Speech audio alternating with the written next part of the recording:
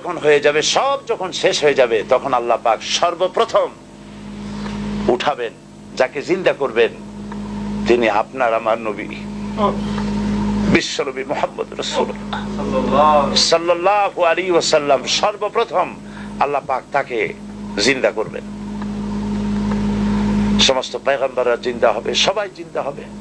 ওয়াইযাল কুবুরু বু'সিরাত, কোরআন শরীফের মধ্যে রয়েছে কাআন্নাহুম জারাদুম মুনতাশির।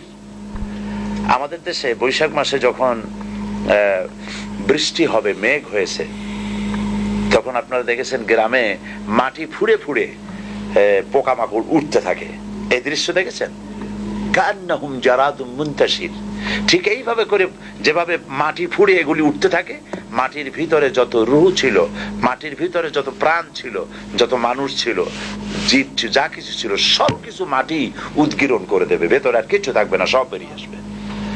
সবগুলি উলঙ্গ অবস্থায়, খালি পায়ে, উলঙ্গ অবস্থায় আল্লাহ পাকের দরবারে উপস্থিত হবে।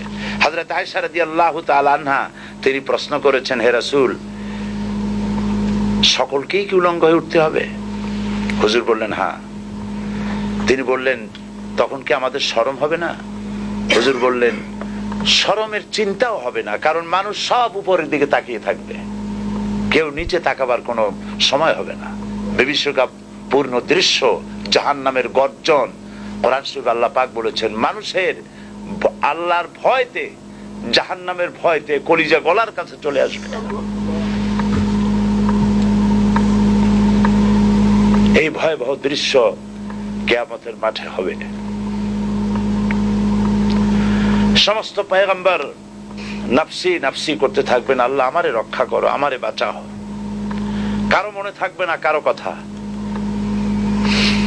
ইয়াউমা লা ইয়ানফাউ মালুন ওয়ালা বানুন, সন্তান সন্ততি, স্ত্রী পুত্র পরিজন দিয়ে কোনো উপকার কারো হবে না।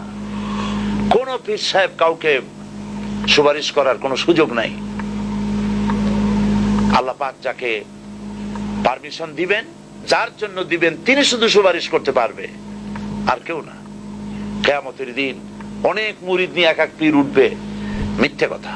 ওয়াকুল্লুহুম আতিহি ইয়াউমাল কিয়ামাতি ফারদা। আল্লাহ পাকের দরবারে একজন একজন করে হাজির হতে হবে। আল্লাহ পাক বলেছেন, আমার কাছে একজন একজন আসবা। মুর্দাবাদ জিন্দাবাদ দিয়া, স্লোগান দিয়া, মিছিল করিয়া আল্লাহর দরবারে যাওয়ার কোনো উপায় নাই। আল্লাহ আর তার বান্দা, সুবহানাল্লাহ। আল্লাহ প্রশ্ন করবেন, বল এই সব কাজ করছিস কিনা? আল্লাহর কাছে জবাব দেওয়া কি কঠিন হয়ে যাবে সেদিন। এই জন্য আল্লাহর রাসূল তিনি নিজে এই দোয়া পড়তেন, আল্লাহুম্মা হাসিবনি হিসাবান ইয়াসীরা।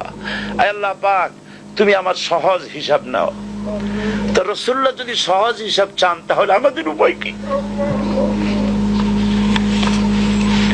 আল্লাহ তুমি আমাদের সহজ হিসাব নিও। রাসূলুল্লাহকে প্রশ্ন করা হয়েছে, হুজুর সহজ হিসাব কি? হুজুর বলেছেন, আল্লাহ যাকে মাফ করতে চাইবেন তাকে একটা পর্দার আড়ালে নিয়ে যাবেন, জিজ্ঞেস করবেন, এই বান্দা এইসব কাজ করছো? এখন আল্লাহ জিজ্ঞেস করতেছেন, সে তো ভয়তে অস্থির হয়ে যাবে, কেন্দে পাগল হয়ে যাবে, আল্লাহ করে ফেলছি, আমার মাফ করে দাও। আল্লাহ পাক তার জবানের সমস্ত পাপের কথা শুনে সে যখন অনুতপ্ত হয়ে কাঁদতে থাকবে, আল্লাহ বলবেন, যা মাফ করে দিলাম, জান্নাতে চলে যা। এইটা হচ্ছে হিসাব ইয়াসির। আল্লাহুম্মা হাসিবনি হিসাবান ইয়াসীরা। কাবা শরীফ মানুষ যখন তাওয়াফ করে, এই তাওয়াফের ষষ্ঠ তাওয়াফে একটা দোয়া আছে।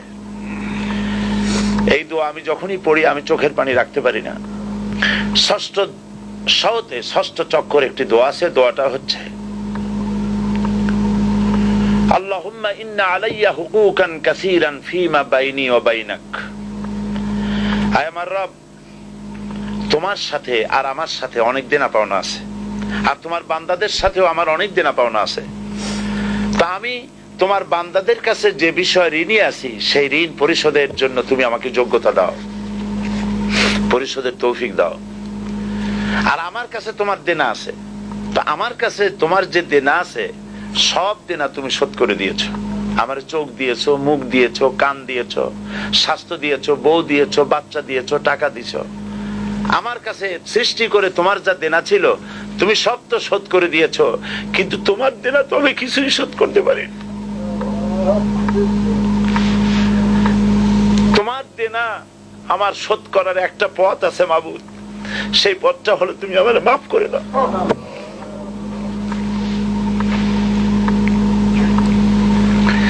এইটা ছাড়া আমার কাছে কোনো পথ নাই মাবুদ। তুমি যদি কিয়ামতের দিন আমাকে প্রশ্ন করো যে যৌবন কাটাইছো কোন পথে, আমি তো জবাব দেওয়ার পথ রাখি নাই। আমি তো আমার যৌবনকে নষ্ট করে ফেলেছি। তুমি যদি প্রশ্ন করো টাকা পয়সা কামাই করেছো কোন পথে, আমি তার জবাব দেওয়ার পথ রাখি নাই। যদি প্রশ্ন করো কোন পথে খরচ করেছো, আমি সেটারও পথ রাখি নাই, নষ্ট করে ফেলেছি। তুমি আমাকে ক্ষমা করে দাও।